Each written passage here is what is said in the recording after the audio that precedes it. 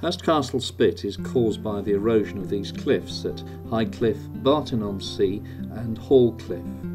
Light brown flint, gravel, sands and clays are moved progressively eastwards by longshore drift.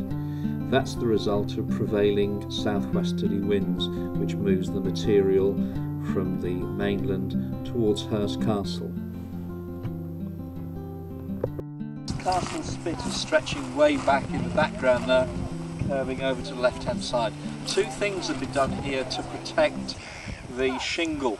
The first thing is these very, very large rocks, granite, that's been imported in from Norway, have been placed along here over a year's period. And secondly, a lot more shingle has been added to the spit at this point. That's for two reasons. People are trying to protect the landscape, the farmland, the fishing areas and the buildings to my right here.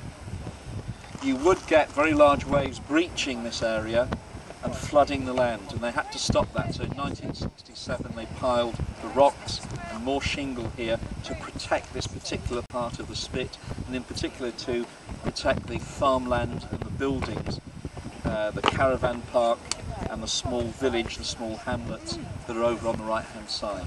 Hurst Castle lies about 2.5 kilometres from the edge of Milford Beach.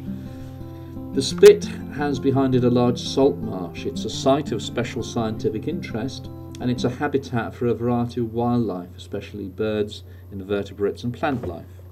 The process of longshore drift gradually moves the sediment in a westerly direction, and that's mainly as a result of the predominantly southwesterly winds in the area. In order to slow down this longshore drift, we've got various things erected along the beach to try and stop the sediment moving. Various wooden artifices such as groins and large pieces of stone, granite, stop the movement of pebbles in a westerly direction. Behind me we've got Hurst Castle Spit itself. It's that long shingle ridge which runs behind me, and that's connected eventually, as far as the eye can see, to the mainland. The spit runs parallel to the coast and then it curves around here, and that's what I'm standing on, the curved bit of Hurst Castle Spit. To the left we've got the open water, and the waves are hitting that sand spit. They're moving the shingle forwards towards me and gradually building that spit up. The channel, the open channel in front of me, is then curving that sand around, because it's not joining as a bar with the rest of the land over there. It's being interrupted and curving in on itself, and that's the bit I'm standing on the castle. To the right of the spit you can see salt marsh. Some of it has been well established now with vegetation, but the stuff on the left is still watery, and at high tide it will be all water. At low tide that will dry out. You'll notice also at the right hand side of the shingle spit there a steep slope, and on that steep slope starting to be colonised by vegetation. The green stuff which is on that steep slope gradually will invade as the years go on. So that's a perfect example of open sea sand spit enclosing a salt marsh behind. Just think of all the groups of people that would be affected should that sandspit be breached. The local castle, the ferry community and tourist industry, the fishing community, and the local leisure and sailing industry would all be affected. There's a very, very large boat building and boat owning community around here, and that would be destroyed by a sandspit being breached and eventually disappearing. This is a tale of two salt marshes. To my right here, a salt marsh that's not yet established.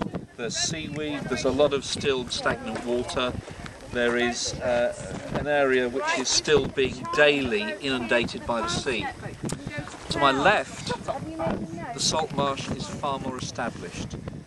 The vegetation has grown up, the soil has developed, and that's within 200 years or so. Behind me, another land use. Lobster pots. Fishing industry, either by line or by semi-commercial fisheries though. Big land use and a high money earner in this area. We're here at Keyhaven Community Car Park, and it's an amenity car park which is servicing this local area. Behind me there's a boat builders, chandlery, and all things to do with the shipping and the leisure industry, the boat building and the cruising industry in and around the local area. To my right there's a pub which serves this community as well. And this is a major car park behind me. There's about 10 cars here at the moment, but it's midweek and it's in the early season. In the height of the season, the 70 or 80 spaces here, perhaps upwards of 100 spaces sometimes, will be completely full during the summer with all the tourist traffic. There's also a sailing club just to my left here, and again, particularly at weekends, people are coming there for amenity use. One of the things that we can do today is look at primary evidence. We're collecting that, and one of the things we can look at is where motor vehicles come from in the car park. The easiest way to do that is by looking at the tax disc, and that gives you an indication of where the car was registered and where the owner lives. We've got about 10 or 12 cars only in the car park at the moment, and they're all local cars. There are very few tourists on this day at 10:30 in the morning. Perhaps the car park will fill up later or at the weekends with people from much further afield.